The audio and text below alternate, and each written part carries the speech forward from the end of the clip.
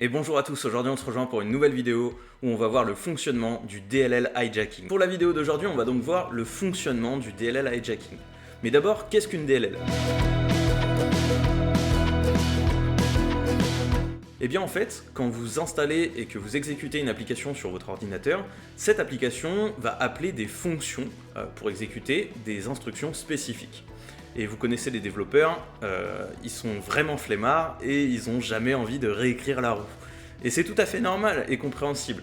Et donc du coup, ils vont utiliser des fonctions qui sont déjà écrites, et ces fonctions qui sont déjà écrites vont être regroupées dans ce qu'on appelle des librairies. Et ces librairies, qui contiennent plein de fonctions différentes, sont intégrées dans des fichiers qu'on appelle des DLL. Ces librairies qui contiennent des fonctions donc sont communes à plusieurs logiciels. Il peut y avoir par exemple des librairies qui permettent d'afficher une fenêtre, tout simplement. Et donc, pour utiliser ces mêmes librairies communes, on ne va pas les réécrire plusieurs fois sur un même système d'exploitation.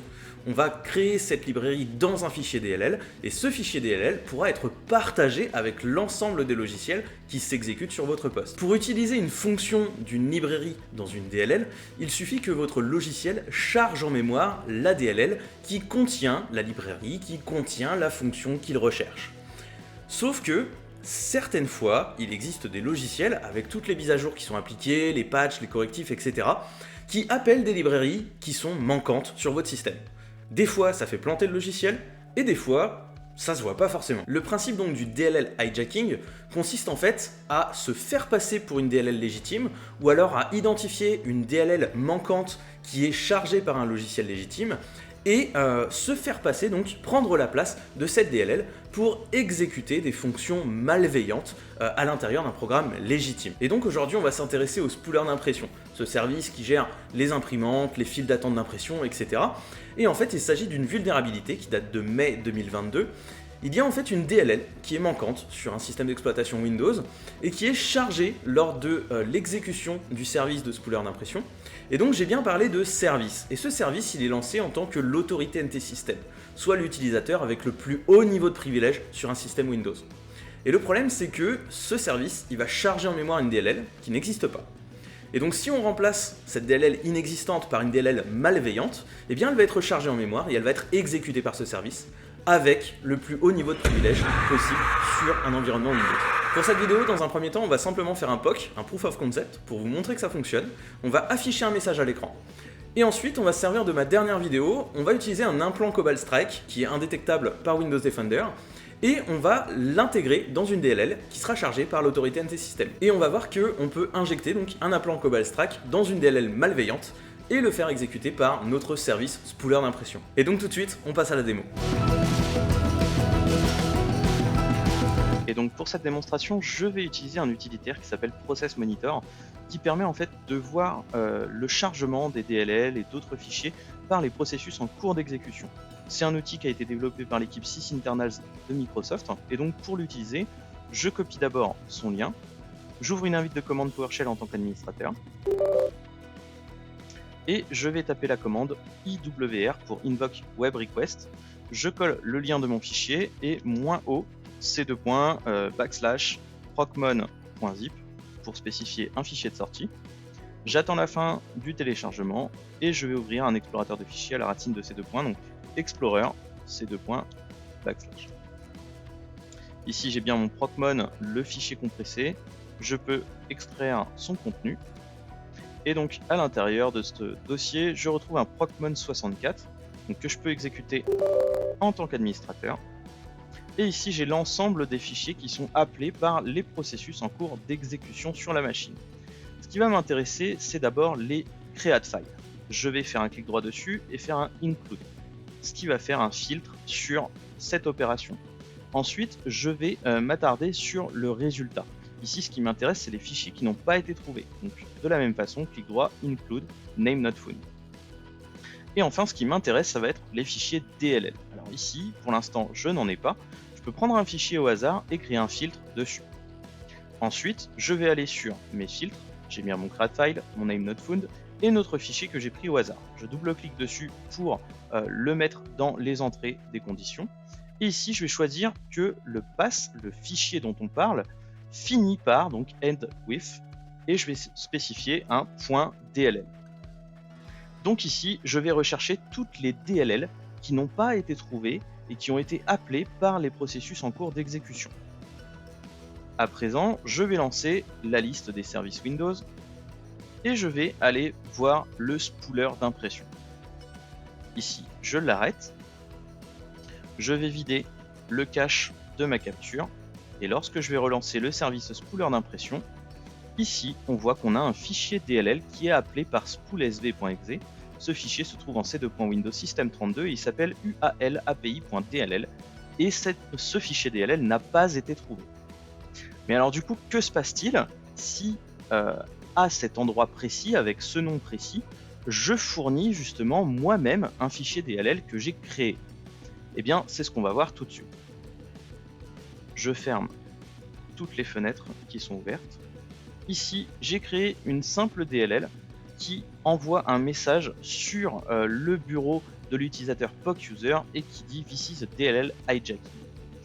Une fois que la DLL est chargée, je lance ma fonction. Donc cette fonction, c'est celle qui lance mon message. Je vais compiler cette DLL. Donc ici avec mingw. Et donc ici, je retrouve bien mon POC.dll. Je le copie dans un premier temps sur le bureau de ma victime. Et ensuite, je vais déplacer ce fichier DLL dans C2.Windows System32. Je colle mon fichier dans ce répertoire. Et ici, je vais renommer ma DLL comme la DLL qui a été manquante. Donc ualapi.dll. Ici donc, la DLL ualapi qui se trouve en C2.Windows System32 qui n'avait pas été trouvée par le spooler d'impression a été remplacée par une DLL que je contrôle. Si à présent j'arrête et je relance le spooler d'impression, ma DLL a bien été chargée et donc mon message a bien été affiché. C'est ce qu'on appelle du DLL hijacking. J'ai remplacé une DLL inexistante par une DLL que je contrôle et dans laquelle je peux exécuter le code que je veux. À présent, que se passe-t-il si plutôt que d'afficher un message, on reprend par exemple le script que je vous avais montré dans la dernière vidéo, donc un script qui permet d'exécuter un shellcode Cobalt Strike qui est indétectable par Windows Defender. Ici, je vais compiler notre fichier Cobalt Strike. Je retrouve bien mon POC.dll. Je le colle sur le bureau de ma victime et je vais le déplacer comme tout à l'heure, C2.Windows System32. Ici, je déplace, je supprime mon ancienne DLL ualapi.dll et je vais renommer ma nouvelle DLL, celle qui contient justement mon implant Cobalt Strike, en ualapi.dll à son tour. Ici donc, j'ai bien remplacé ma DLL par un implant Cobalt Strike. Je peux vérifier que la protection de Windows Defender est bien activée. J'ai bien la protection en temps réel, la protection dans le cloud. Je n'ai pas d'envoi d'échantillons.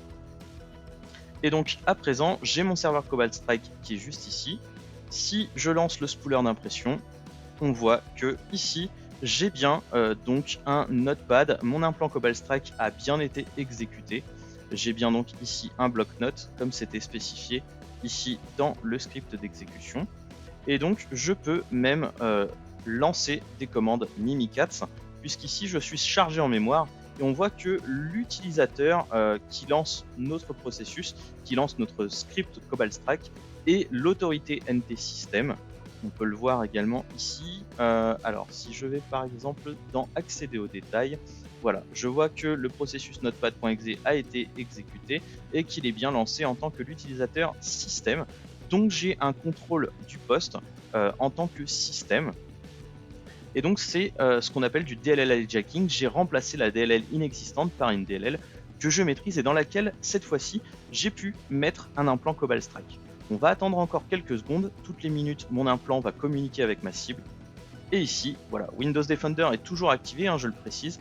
Et donc j'ai récupéré les identifiants qui sont stockés en mémoire dans le processus LSASS. Donc j'ai exécuté des commandes Mimikatz via du DLL hijacking sur un poste qui avait Windows Defender activé. Bref, c'était une petite vidéo donc sur l'injection de DLL, le DLL hijacking. Dans le même esprit, Micode a récemment sorti une vidéo dans l'émission Underscore dans laquelle il nous parle d'un launcher de jeux vidéo vulnérable. Des attaquants s'en sont servis pour injecter justement du code malveillant en kernel land via donc le driver du launcher pour pouvoir envoyer des instructions donc au niveau du kernel pour désactiver les antivirus et déployer un ransomware. C'est un peu la même chose, ici on s'injecte en fait dans un processus existant, donc c'est vraiment là le gros point sur lequel je souhaiterais insister. Faites attention aux applications que vous installez, et évidemment on ne le répétera jamais assez, le facteur le plus décisif dans une intrusion, c'est l'humain. Donc faites très attention aux choix que vous faites attention aux applications que vous lancez, à ce que vous téléchargez.